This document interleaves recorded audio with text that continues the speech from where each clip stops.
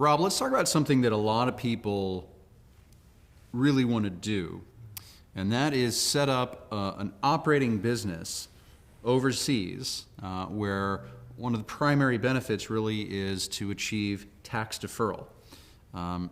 We probably need to start the conversation by explaining what tax deferral really means. And again, it starts with sort of the definition, the difference between a corporation and other types of business entities. You know, we've discussed this before. If you imagine a corporation where a company earns revenue, then it pays expenses, and then after the expenses are paid, what's left over are the profits. Now, with a corporation, as opposed to, say, a partnership or an LLC or something like that, or sole proprietorship, with a corporation,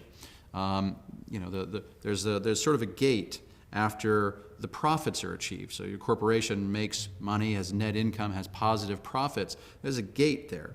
And managers, directors of the corporation can decide whether or not to open the gate or keep the gate closed. Now, if you open the gate, that means that the profits essentially will be paid out via dividends to the shareholders. So the corporation earns income, it pays expenses, it generates profit, and then if they decide to open the gate, then some of those profits, or all of those profits maybe, can be paid out as dividends to the shareholders of the corporation. But they might also decide to keep the gate closed. As they often do, and then the Right. shareholders have no tax liability. This Right. is, again, people should be used to this idea of tax deferral. Right. And the other context where you see it, and sort of most people are used to, is if you have an IRA or a 401k or other retirement plans, often a portion of the income you earn from your employer is placed into this plan, and you're not taxed on it currently. You're only taxed, or even the earnings on it, you're only taxed on that money when you retire. When you actually pull it out. Exactly. Right. So that's what's called tax deferral. So I mean, with the corporate example again, if you could imagine, if the company keeps the gate closed and all the profits basically will build up and accumulate, they'll get bigger and bigger and bigger, but that gate stays closed. The gate's never open. The money's never actually been paid to the shareholders. And if the money's never paid to the shareholders, as long as that gate's closed and all the money continues to build up and get bigger and bigger and bigger, there's more profits year after year that accumulate. The shareholders themselves never get any money. And if the shareholder with a corporate structure, as long as that gate stays closed, the shareholder doesn't actually put any money in his or her pocket, then the shareholder doesn't have any tax liability currently due. You know, with a corporation, if you own shares of a corporation, that corporation doesn't actually pay you a dividend, then you don't owe any tax currently. You don't owe the government tax that year on money that you didn't receive. That's how it works with a corporation. Right.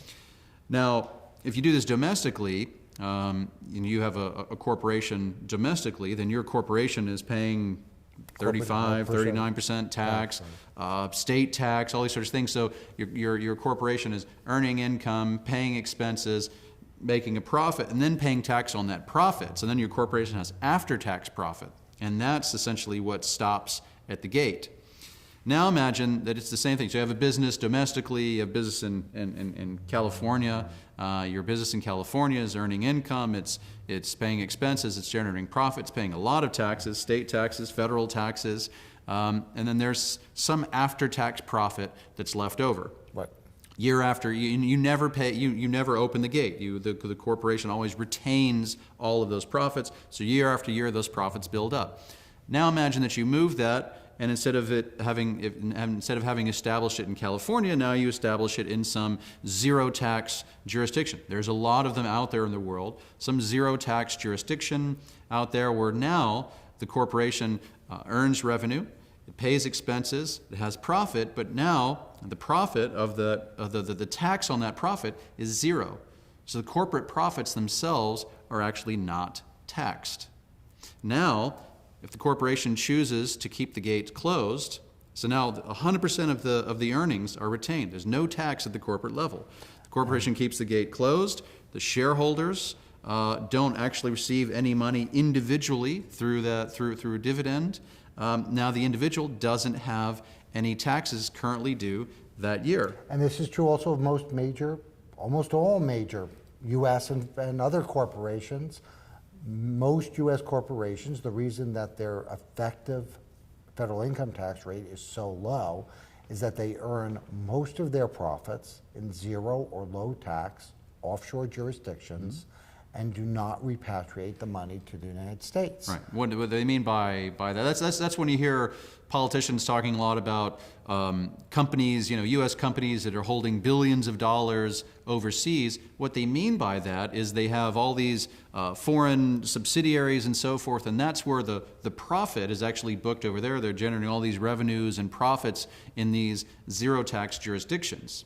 And with those zero tax jurisdictions, they essentially hold the money, they keep the gate closed there, and they never actually pay it back to the parent company in Mountain View, California, or Menlo Park, or any of these places. So this is something that General Electric and Google and Facebook and Apple and all this is what everybody does this. Right. Everybody does this. The thing that a lot of people don't realize is that this same strategy is also available to individuals, particularly entrepreneurs who want to go out and start a real operating business.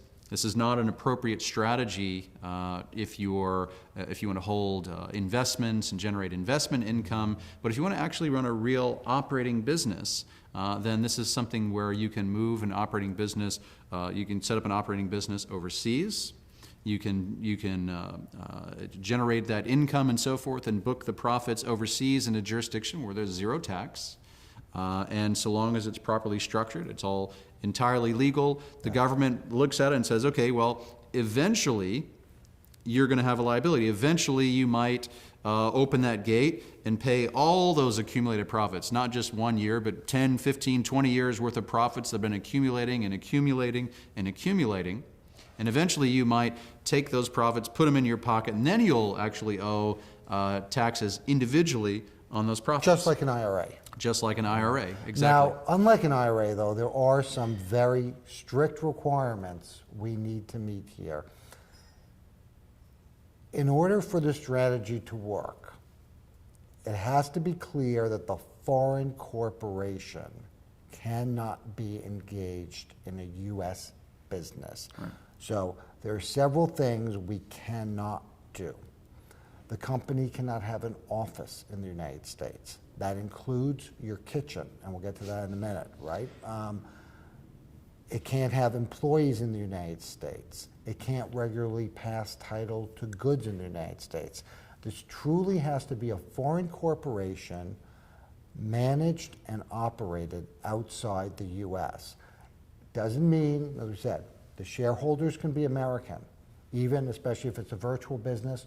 All the customers can be American, but it needs to be managed generally by an independent manager who's not it doesn't have to be located in the same country where we incorporate, but they can't be within the U.S. borders.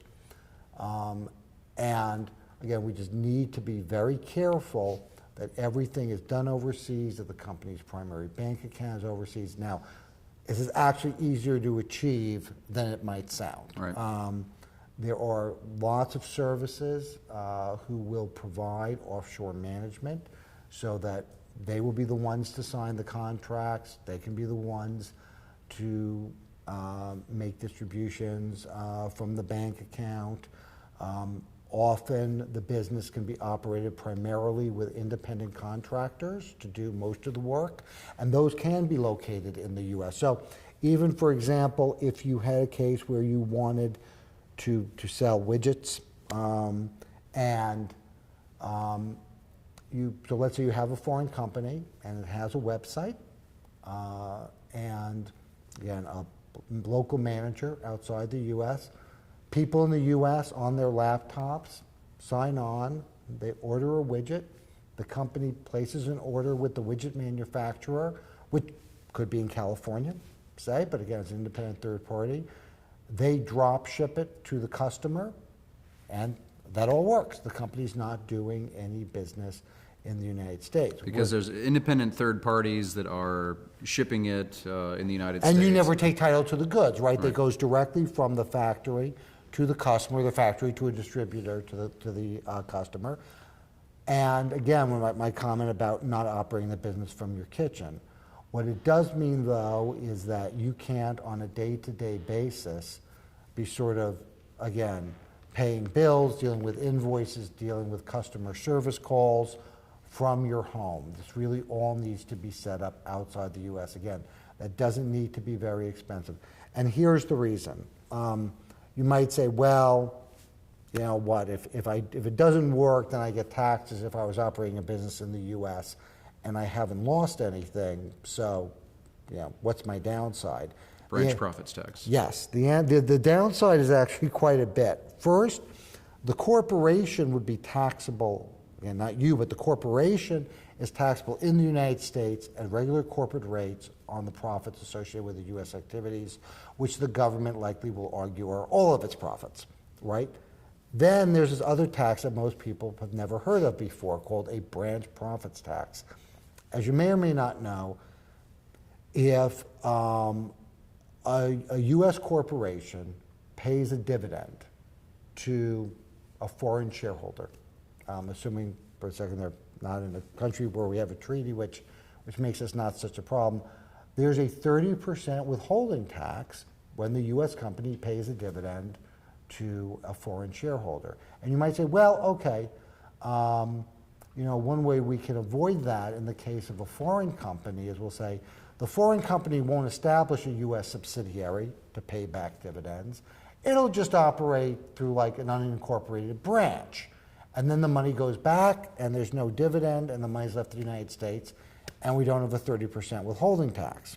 Once again, of course, they figured that one out in about a minute and said, we're going to pretend that that branch is a U.S. subsidiary and we'll treat it as if a dividend had been made, subjecting to a 30% tax. And then later, when the foreign corporation finally does pay a dividend to its U.S. shareholder, you're going to get taxed again at ordinary income rate. So if we just look at the numbers of your downside of getting it wrong, let's assume you earned $100. You pay corporate tax at 35%, leaving you with 65.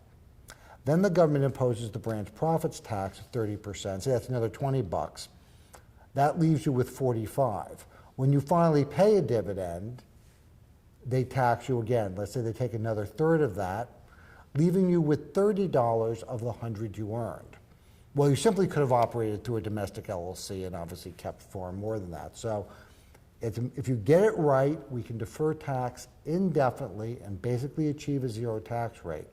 But you saving millions. Millions.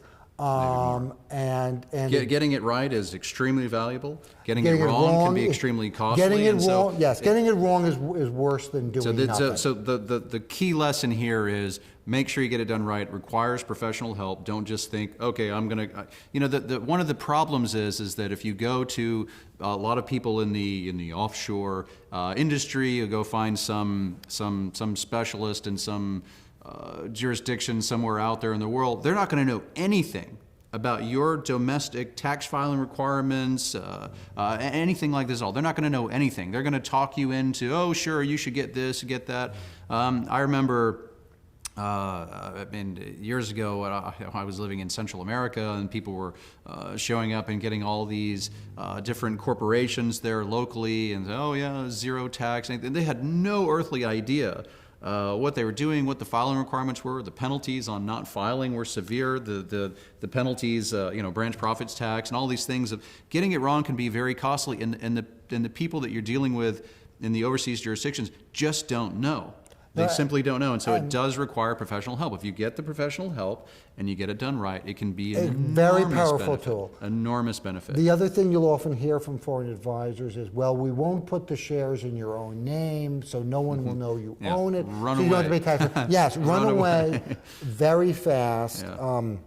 I think we all know that we live in a world of full information. There are no more secrets. There's no secrecy. There's no privacy. Anybody that's going to tell you that they've got some structure where they can guarantee secrecy and privacy, just forget it. Run away. It's not worth it. It's not complicated to comply. It's not rocket science. No. Okay? It's really not. There are some basic rules to follow, and as long as you follow the basic rules, you can defer Millions of dollars. unlimited amounts of profits, save a lot of money for you, your children, and so forth. This is something that makes a lot of sense. So what we're ultimately talking about is going and finding the right jurisdiction overseas. Yes. There is no one-size-fits-all solution. Finding the right jurisdiction overseas, starting a business there. Getting a bank account, Can I move an existing business to if I have a business already right now in California, can I move it to a zero tax jurisdiction? It depends. Right.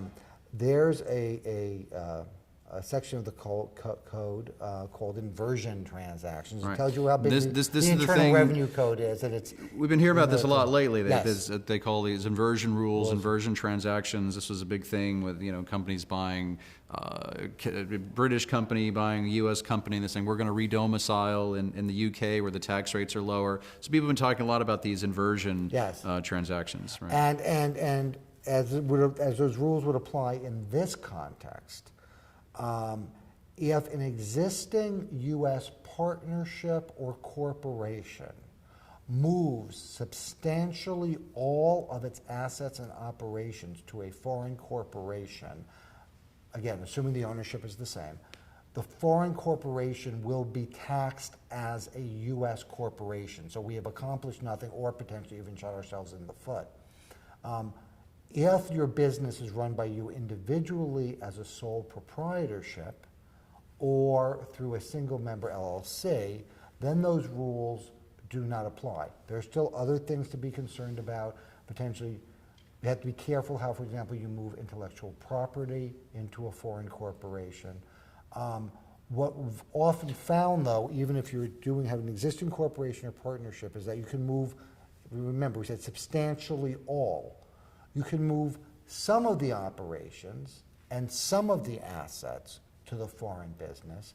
The foreign business can then hire the U.S. company to continue to conduct various operations, pay it an arm's length fee for doing that work, and for many people, that's the right answer anyway. So you moving a portion of the operations abroad to a zero tax jurisdiction. And some of the stuff like stays, customer service right, or marketing or other stuff stays in the United States. But those operations that stay in the United States, they're paid for that. It's not like they get paid $1 a year or something like that. There's actually a real, whatever the kind of market rate is, if you would ordinarily have to pay an unrelated person, $50,000, then that's what you should pay, to your operations in the U.S. That's the rate, that's what you pay. And then whatever those operations in the U.S., they'll take in that would be considered that, let's say $50,000 would be considered income.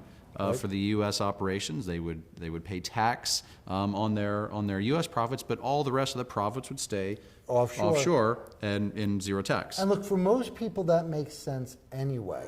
There is, assuming that you need some money from the business, some percentage of the profits, to meet your daily living expenses, there is no point getting overly aggressive trying to move everything overseas, even stuff that really is going to be done in the U.S., to get deferral, and then just take money out of the company anyway for living expenses and reverse out the deferral benefit. Right. Most businesses, American businesses, have some stuff that needs to be done in the U.S. Again, it could be customer service, it could be installations, that's fine. We should only defer those amounts which you really want to put away as savings, just like in an IRA, that we want to put away as savings for the long haul. We defer that. What most people find over time as their businesses grow is that the percentage of their income which is staying in the foreign corporation is increasing. Although the amount that they're paying in U.S. tax, because may in fact also be going up, but their effective tax rate is going way down.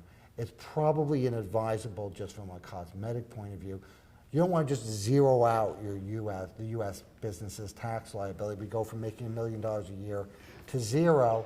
Again, you probably don't want to do that. What you want to be looking at is primarily focusing on the future growth in your business and having that deferred.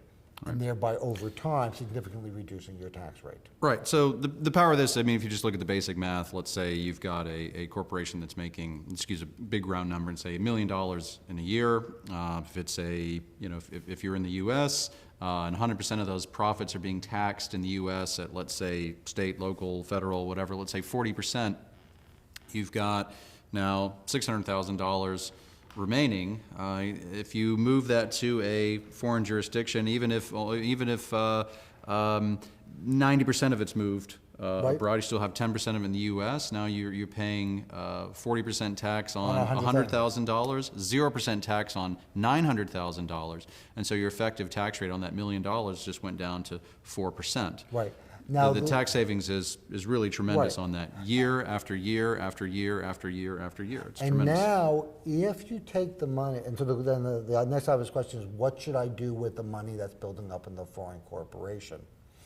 Well, the smart thing to do, if you have the opportunities, is to reinvest it in additional entrepreneurial ventures, and then get deferral including the existing income. business. Including the existing business. All of this and everything I think we've been saying is the U.S. tax law strongly favors entrepreneurship in many ways, even domestically, in terms of being able to write off, expenses that you can't write off if you work for a big company. It's always better from a tax point of view to be an entrepreneur. Overseas, it's even the situation is even more acute, which is if we take the money and we invest it and earn interest on it, that interest will be currently taxable. Again, not the profits we earn from the business. If instead we take the money and invest it in a new hotel business in Central America, then those profits are eligible for deferral too. And now we're earning and compounding on a tax-free basis. And I think anyone out there can go just take a little spreadsheet and take a look at what happens if you earn $100 I mean, a year. if you think about it, and if you can, if on every dollar that you have available to invest, create a business, try and acquire new customers for your existing business, etc. For every dollar you can achieve a 15% return, and you can imagine that you're keeping an extra $400,000 a year, times 15%. You're talking about an extra $60,000 a year in an extra profit for you. I mean, that's pretty substantial. Again, you can invest that in so many different things, so long as they're active investments. Talk about reinvesting in your business. Imagine if you know, for example, your cost of customer acquisition is $40 and you have an extra $400,000. I mean, that's an extra 10,000 customers a year because you've got that extra 400,000 that you didn't have to pay taxes on. Right. So that's pretty incredible. Imagine, just look at that math. You've got an extra 10,000 customers a year that you can go and acquire because you didn't have to go and pay the federal government that $400,000 in a way that is completely and totally legitimate. And people often say the government gets the benefit of hindsight, right? They get to audit you, if they do, years down the road. And in this context, I think that's actually a big plus. Because if we've been taking the money and reinvesting it and investing in other foreign businesses and foreign assets, and now we've really got an office, a bigger office and employees, and all this stuff going on overseas, and the government says, well, we're not sure this is really a foreign business, the answer is simple. It's come on down, take a look, right? This really is a foreign business. It's not being operated from the further on you go, the more successful you become, the more it really is a foreign business. That's right. We start out, obviously, because you want to earn money before you spend money. You're starting out a bit bare bones, admittedly, maybe with sort of a rent an office where you have part-time and a local manager and maybe a receptionist. But after a few years, it's much more than that, and that's exactly what we want to do. We want to keep building the integrity of the structure every year. We're talking about there's basic rules to follow. There's also some compliance. Obviously, tax compliance is important. This is a big one. It's more complicated with an operating business than it is for a passive asset protection vehicle overseas. An operating business requires a couple of different things. Some of the primary forms people need to be aware of? Well, we can start with our favorite FinCEN 114. Yes. This is the FBAR form. This is the one that used to be due by June 30th every year. Now it's due with your normal taxes in April. FinCEN Form 114 is filed actually not to the IRS, but it's actually filed to the Financial Crimes Enforcement Network. It tells you a lot. Yeah, it right tells you a there. lot about how they view this stuff.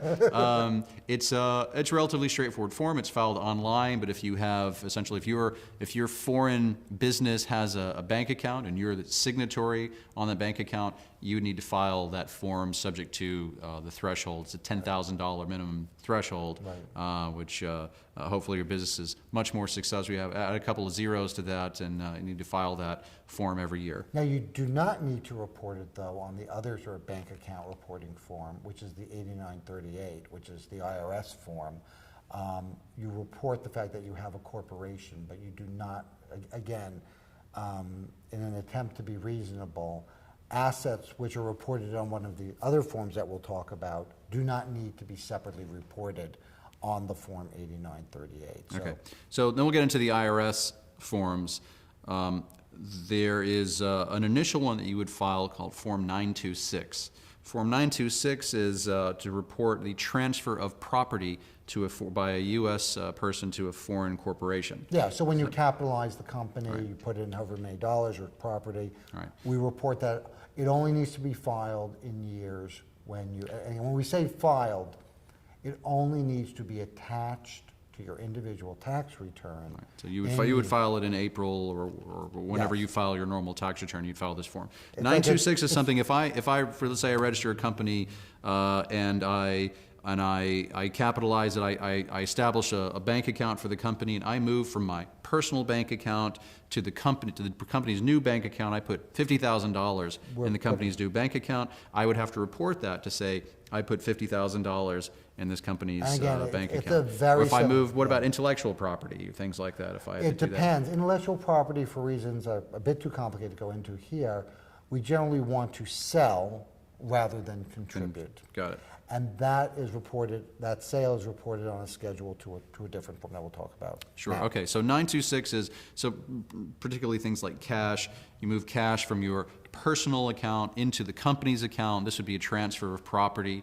Cash would be considered property, and so this would be filed, submitted on Form 926, which is filed with your normal tax return. Then we've got the big mountain, the mother of all forms. Yeah, the mother of all forms, the 5471. This is one of the ones that is generally regarded as the more complicated. The 5471 is the information report with respect to a foreign corporation. Now, I will say it is not, in fact, particularly difficult to fill out, assuming you have kept, as you should anyway, good records, good business records. If you have all your QuickBooks, assuming you use QuickBooks or whatever the equivalent is. Records, the form is actually quite simple to fill out. It is filed every year. You don't in all years necessarily have to fill out all of it. Again, it's only a few pages. One thing to make clear, some people say, well, I have this little business, why do I have to fill out this 6-page form? There's only one form for all U.S.-owned foreign corporations. So when General Electric needs to report its German jet engine manufacturing subsidiary, it's using the same form that you're using. Actually, to be fair to the guys in the government, they've actually done quite a good job of coming up with a single form that can cover both your small business and the very big requirements. Yes. Right. So the 5471 is kind of interesting because there's different schedules, there's different parts that, depending on your role and involvement in the business, you may or may not need to file.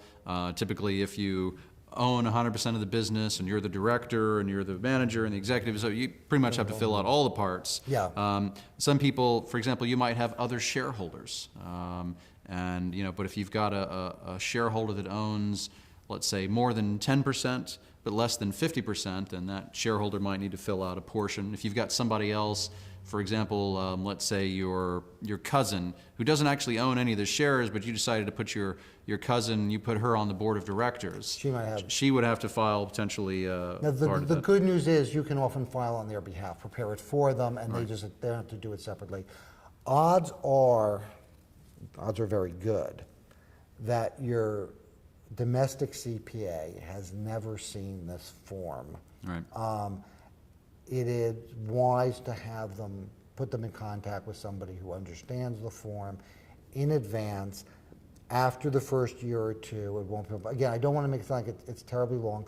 Most of the form is just the names and addresses of the shareholders in the company. Right. And a balance sheet, again, not a very long one, a short balance sheet, a short income Stating statement. assets, is a lot of it, I mean, if you, depending on the nature of your business, again, it's the same form whether you're General Electric or you're running some website based overseas. So they have lists of inventory and how many factory parts you have But you and don't so have to forth. fill You're just that looking out. at this, yeah, I mean, Yeah. I'm running a website, it's just 0, 0, It's 0, 0, 0, 0, all the way down. So it might not necessarily apply. But the 5471 is again, it's not rocket science, but It's it is a not little rocket- bit. It is a little bit more. It's a little bit more more- involved than some of the other forms out Yes, there. So. and again, the reason, again, to be fair to the guys who wrote this form, the basic purpose of the form, from both your point of view and the government's point of view, is to keep a running total of the untaxed profits in the company. Right. You have to know of the earnings. Again, some might be taxed because they were investment earnings or other types of stuff, part of income. How much did we earn? How much of that, if any, was taxed? How much has been distributed? And so where are we at the end of the year? Because you can imagine... They want to keep track, essentially. They want to And know you they've got an Yeah. infinite timeline, so they want to know at some point down the road when you start, Taking you're money. going to start taking money, you're going to open the gate and you're going to start taking money out. They want to know how much is in the pot. And how much of that should be subject to even tax? if it's the gates, even if the gate's closed for now, and even if the gate's going to be closed for 50 years, that's okay. They just want to know how much is in the pot because they want to know how much they're going to get at some point later on down the road. And it would, in fact, be impossible 50 years down the road to try to go and reconstruct this from the beginning. That would be a ridiculous Certainly. exercise. So we just keep a running total every year, and then you know where you are. And again, it doesn't create a tax liability. It's simply a running total that you use for reference. And again, it may be very, very far in the future when you finally take some of the money. On that point, it's kind of interesting because this gives you the choice. It goes back to that concept where I was talking about, you being in control of personal property, including shares of a company in your business. That's your personal property. So when you're in control, that's one of the primary cornerstones of personal liberty. This is a tactic, a very good tactic that puts you in control of, you get to decide, not the government, you get to decide when you pay tax. You get to kind of dial that up and down, and so there may be a certain point down the road that they say, you know what, we're going to have some, we're going to reduce taxes on dividends down to 5% just for this year. You go, great, take and the you money. open the gate, Yep. and you take all that money out, and you put it in your pocket, you pay a little tiny bit of tax, and then you close the gate right back. And so, but now it's for you to decide. Otherwise, imagine you would have been paying 40% a year for the last, however many years, but now you get to take all of that at a very low tax rate. Now it's your decision, not their decision, and that's a very, very powerful concept. And just one thing to finish up on. People, in the old days, meaning when we actually had interest rates, right, people would say that the value of deferral was the basic time value of money concept. It's always better to pay a cost later than it is today, and we know exactly by how much. You do this sort of present value calculation, you bring it back, we can figure out what the benefit is. In an era, what may be a prolonged era of basically zero interest rates, yeah, you might say, what's the benefit of deferring the tax? I can pay it now or I can pay it later, but I've got to pay it. I think as Simon points out, the real value is the optionality it creates. Your tax rates are going to vary during your life for a wide variety of reasons. One, historically, tax rates go up and down. But most people don't realize, for example, Marginal tax rates in the U.S. hit a high of about 93%. That's right. During the Second World War, and admittedly there was all that stuff about saving Western civilization and all that. And they got cut to 70% by Eisenhower and 50% by Kennedy, and finally hit a low of 28% in the Reagan administration. And they've kind of bumped up and down since, although the long-term trend clearly since the Second World War has actually been downwards. But the fact of the matter is they go up, they go down. You want to pay tax in the relatively low periods and defer tax in the relatively high periods. Right. Your taxes also are going to change for other reasons. Where do you live? You might be living in a high tax state currently, like California, right, and then you're going to move someplace else, take it then. And you might be in the high income producing years of your life. This is sort of the general IRA argument, right?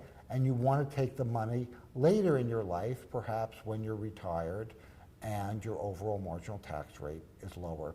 And so, yes, it's a matter of choice. Every year you assess where you are and you say, good time, bad time, and you make the decision, right, rather than having the government make the decision for you. Right. You're the one in control, and that really makes all the difference. Rob, thanks very much. Thank you.